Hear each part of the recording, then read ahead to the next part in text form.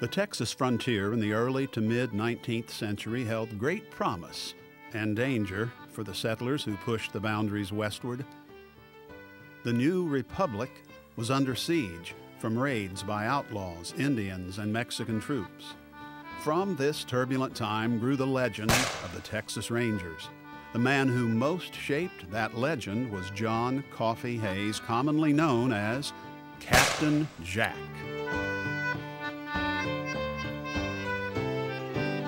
He was a slightly built, soft-spoken, well-educated man who, despite his physical appearance, became a giant in Texas history. Hayes County is named in his honor.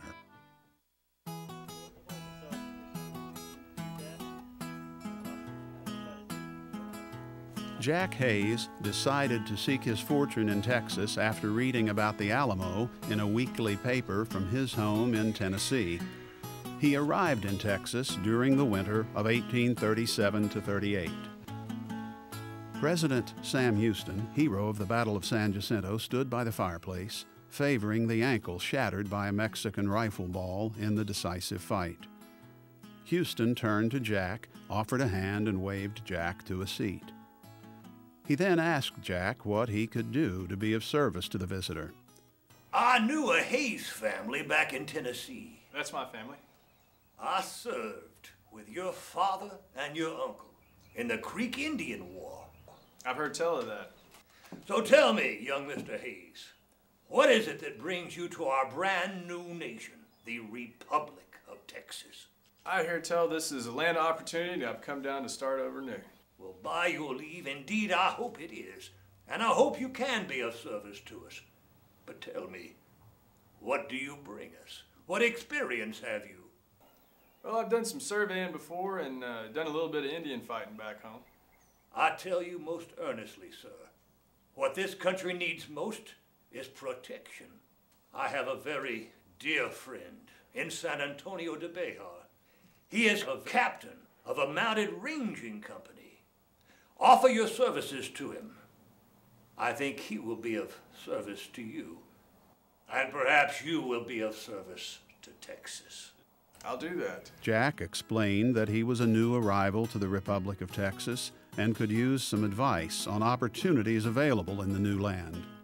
Jack outlined his qualifications as a surveyor and scout and produced a letter of introduction from his uncle.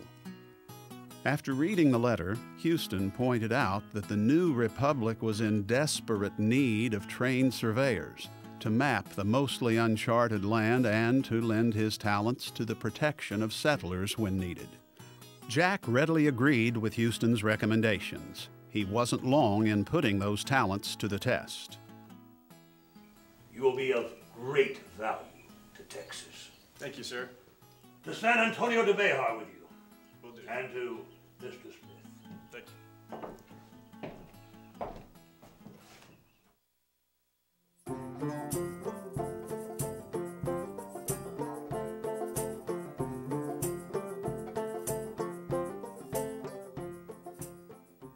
After serving his first few years with militia and other ranging companies, Jack Hayes was appointed by the Republic of Texas to organize the San Antonio Ranging Company to protect the southwestern frontier.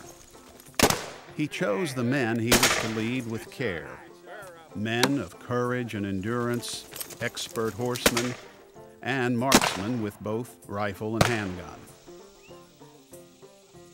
The men Jack selected to complete the company had to be honest with him and with each other and trusted to fight when the time came.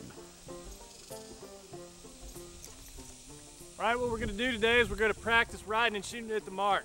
What we're gonna do is we're gonna pass down there towards that target, take a shot at it as you go past, come back around. Is everybody clear with that? Everybody good? All right, let's try it out.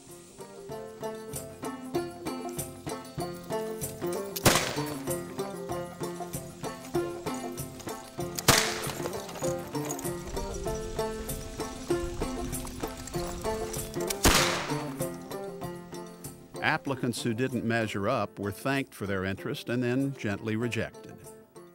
Jack did not automatically assume command. He left that decision to the men, who promptly elected him as their captain.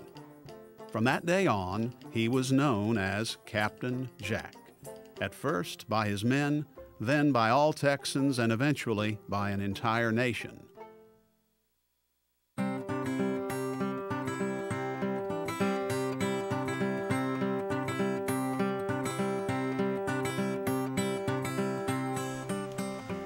Jack's ranging company was responsible for patrolling hundreds of miles of Texas frontier.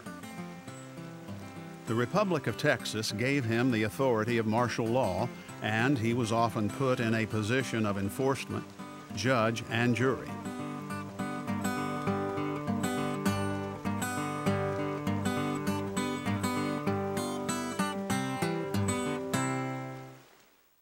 Rangers often operated as spy companies to investigate suspicious activity. They would sometimes hold back as Jack would ride up to investigate. ¿Quieres? ¿Qué quieres? ¿Qué está haciendo? ¿Qué te quieres? ¿Qué hay en el vagón? Nada para ti. Vaya para allá. Jack had no trouble following the conversation as he was fluent in Spanish. He asked, "What's in the wagon?" One of the two men standing beside the heavily laden wagon, suspicious of the newcomer, made a fatal mistake. Él es militar. Mátalo. He reached for his pistol. Jack dropped him with a single round ball.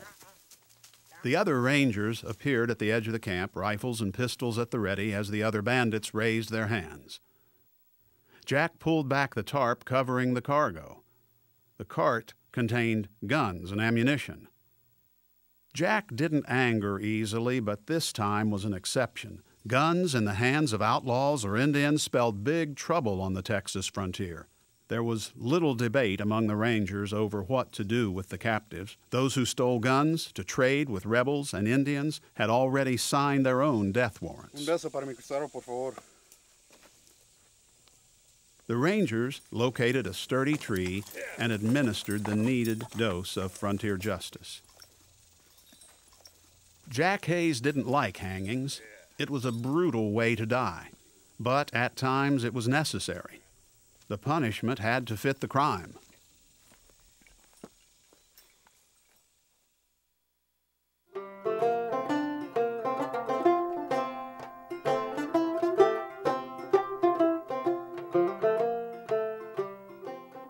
Jack frequently led surveying parties into Comanche country far from the nearest settlement. Most of the country was uncharted, unknown to all but a few frontiersmen, scouts, and Indian tribes friendly with Texans. The Comanches knew that when the surveyors came, Anglo roads and settlers would not be far behind. That marked the surveyors as prime targets for the Indians. The surveying parties were small bands of men, usually no more than 5 or 6 strong, with one of the men serving as a scout and hunter for the group. Bigfoot Wallace often accompanied Jack's group, and from this seasoned frontiersman, Jack absorbed information about the Indians, their tactics, and their weaknesses. He knew a man learned more by listening than by talking. Jack had studied surveying in Mississippi, and it would serve him well all of his life. The men placed markers and drove stakes to identify the corners of a tract of land. Jack also was a quick study of terrain, plotting possibilities, dangers, and escape routes in his mind after a cursory glance. Frequently, a war party would find itself under attack instead of being the attacker, as Jack set ambushes or did something totally unexpected by the Indians. And the Indians were right. Where Jack and his surveying parties went, roads and settlements soon followed.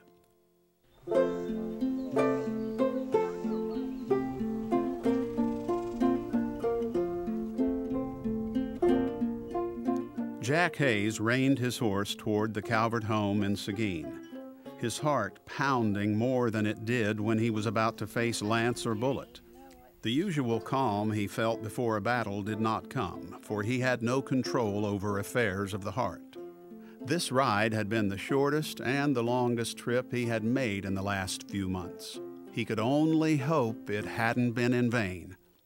As he had throughout the ride from San Antonio, Jack nervously patted the small leather pouch in his vest pocket, making sure it was still there before dismounting. Since his introduction to Susan Calvert at a New Year's Eve dance in San Antonio, he had known that the slender brunette with expressive eyes was the woman he wanted to spend the rest of his life with. How have you been lately? I've been pretty good. It's good to see you again. It's really good to see you. The weather is a bit warm today. So hot. I've got a question for you. Will you marry me?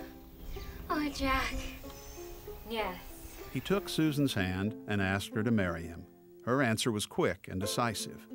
The fear of rejection lifted from Jack's shoulders, replaced by a warmth he had never before felt. When he returned from the looming war with Mexico, they would marry. Theirs would be a union that lasted a lifetime.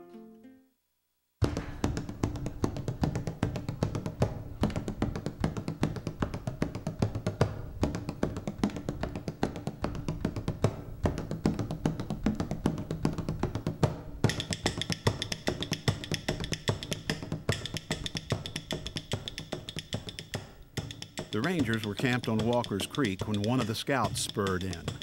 He had spotted a large party of Indians rapidly approaching. First one, Captain. There's 1,000 Comanches over there. Mount up, Ben! Jack waved his men to their waiting horses. For the next few minutes, the Comanches tried to lure the Ranger company into an ambush. Jack didn't take the bait. The Rangers were armed with the new Colt Patterson revolver, a 5-shot handgun the Rangers had acquired from the Navy. It was time to turn the ambush into a counter-ambush, and the Indians were in for a big surprise. It would be the first time the Indians faced repeating weapons. Get back on your horse, we gotta move out!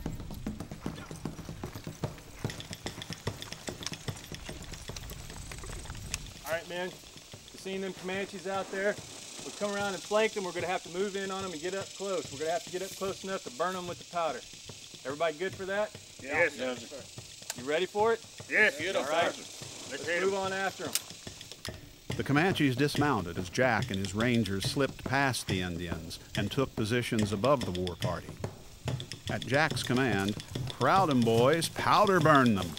The Rangers launched their own ambush, charging into the main body of Comanches and firing the repeating handguns at close range.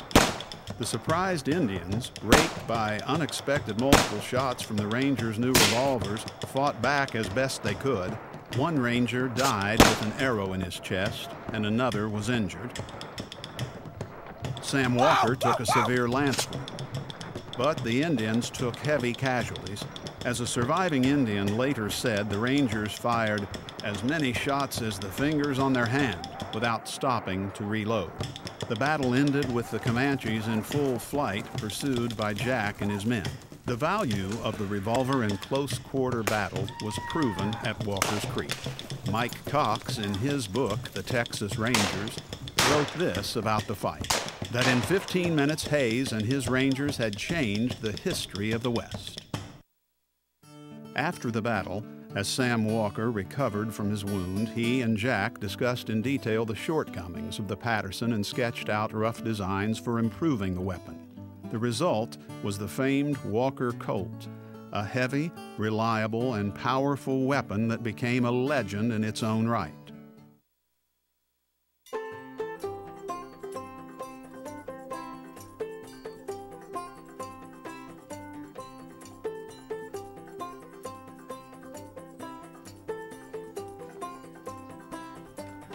Jack Hayes entered the Corpus Christi office of General Zachary Taylor, commander of the U.S. Army force poised to invade Mexico.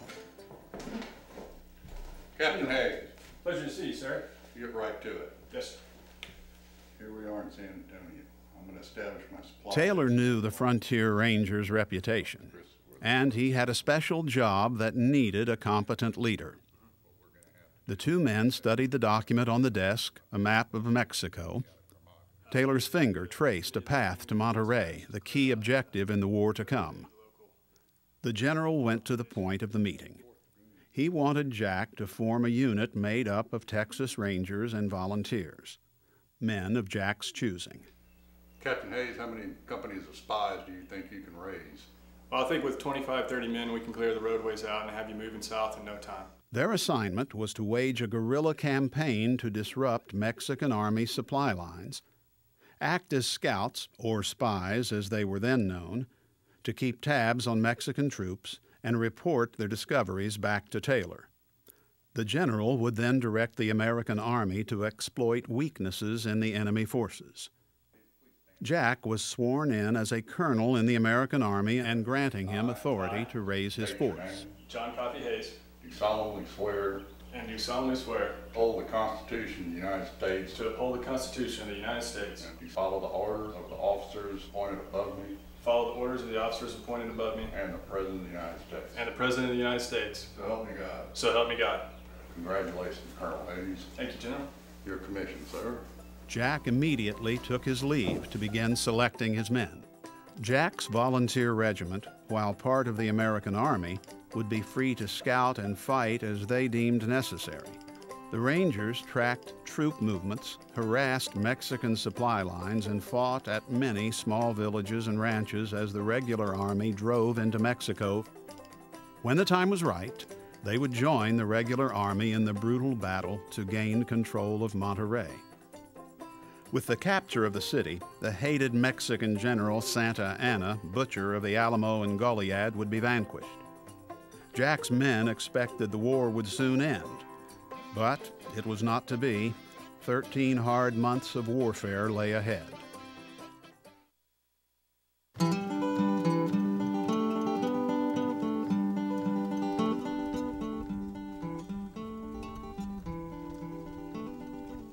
In between assignments to Mexico, Jack took the opportunity of spending a little time with Susan and preparing himself to stay in the best possible shape. Come on, Jack. Want me to go faster?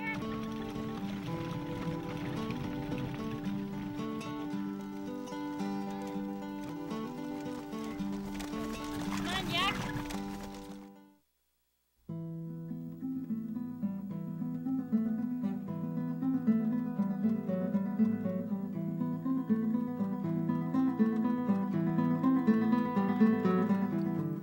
Jack Hayes turned his spyglass toward the bishop's palace, looming atop the mountain at Monterrey.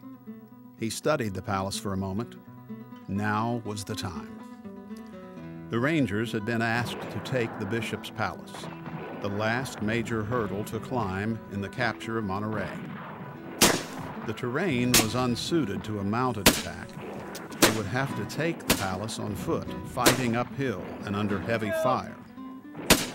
As Mexican and American cannon hammered at each other, an almost constant thunder above and behind Jack's men, they checked rifles, shotguns and handguns, gritted their teeth, and continued the assault. The Rangers took cover where they could find it and fired their rifles at any enemy who dared show himself. Often there were misfires and slow reloading of weapons. With the perimeter defenses destroyed, the U.S. Army charged the castle itself. Many of the surviving defenders fled, for they knew the determination and ferocity of the Rangers.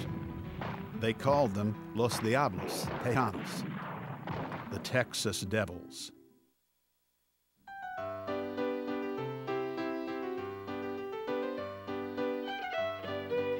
The war with Mexico over, newlywed Jack Hayes returned to Ranger service on the Texas frontier.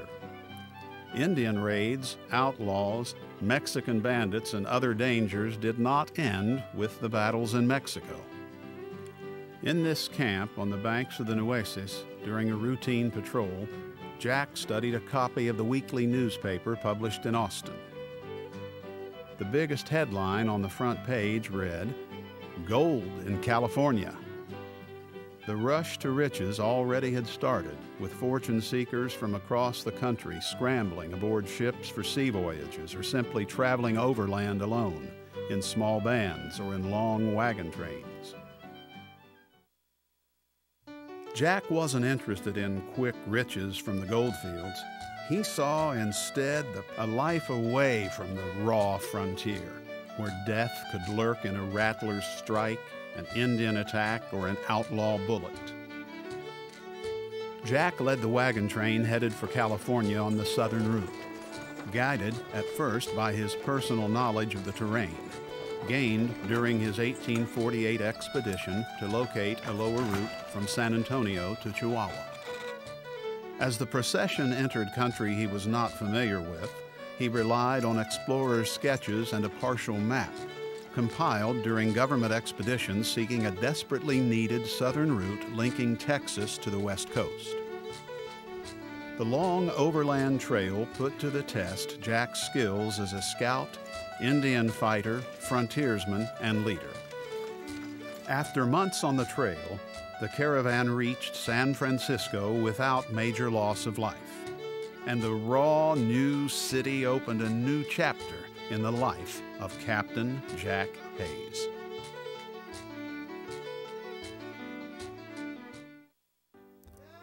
Jack Hays stood on the front porch of a two-story home and looked over the throng of well-wishers gathered before him. He smiled and waved at the large crowd, acknowledging the hearty cheers and signs waved by his supporters in the campaign to elect the first sheriff of San Francisco. Jack was not a politician at heart, but his straight talk and his reputation for getting things done impressed the residents of San Francisco. He won the election with votes to spare, thanks in large part to the core group of Texans who knew him personally or by reputation before they answered the call of the gold rush. Jack wasted little time bringing law to San Francisco. He built the town's first jail and chose men of high moral character and courage as his deputies and constables. The word soon spread among the ruffian crowd. San Francisco was not the place to be if they planned to make a living by preying on honest people. The former Texas Ranger enforced the law without regard to social status or influence of those who profited from lawlessness. What he didn't know at the time was that his newly adopted home state provided a highly successful business and political career. It eventually carried him to the post of Surveyor General of California. Among his many accomplishments was buying a large ranch across San Francisco Bay and surveying the land, and then selling lots that became the City of Oakland.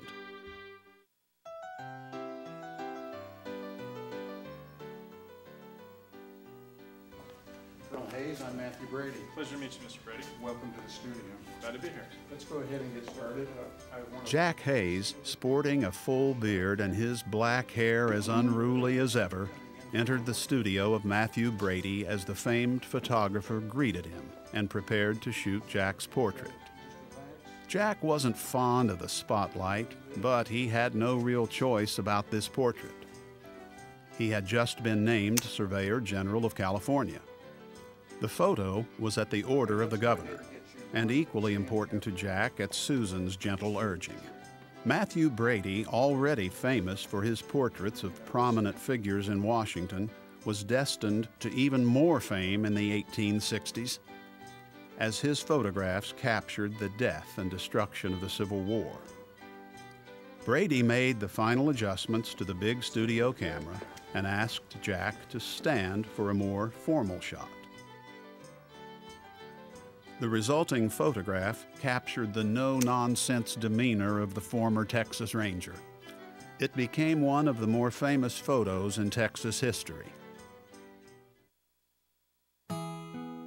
John Coffee Hays, known throughout his adult life as Captain Jack, became a prominent figure in the history of the West. He set the standard for Texas Rangers for decades to come, helped map vast sections of the western states, provided a key service to the nation in the Mexican War, and devised successful Indian fighting tactics. After a long and successful career as a frontiersman, scout, surveyor, land developer, and rancher, Jack Hays died April 21st of 1883 in his adopted state of California. He is buried in Mountain View Cemetery in Oakland. The namesake of Hays County, who had come to Texas as a young man in search of a new life, left a rich legacy. And along the way, he became a legend in Texas history.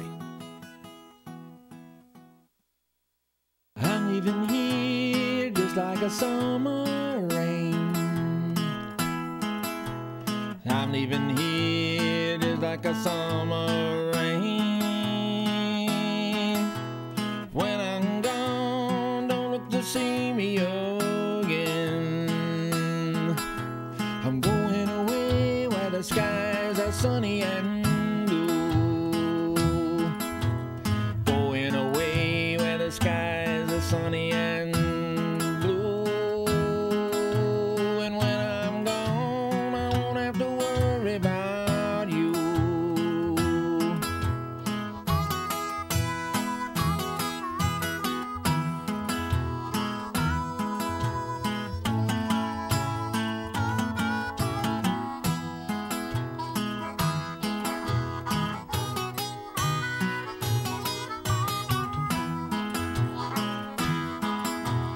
I'm going home where you hear them birds when they sing. I'm going home where you hear them birds when they sing.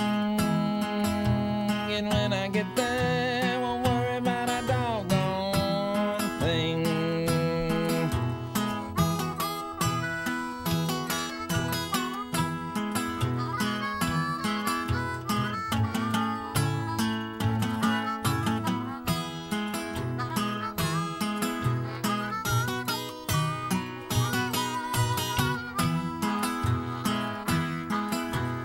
I'm leaving here just like a southbound train.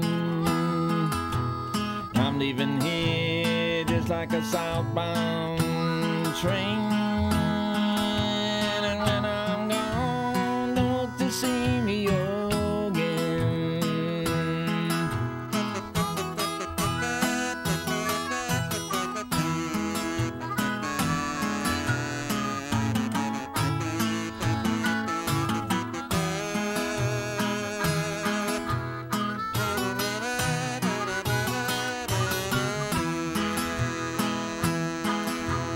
I'm leaving here just like a summer rain. I'm leaving here just like a summer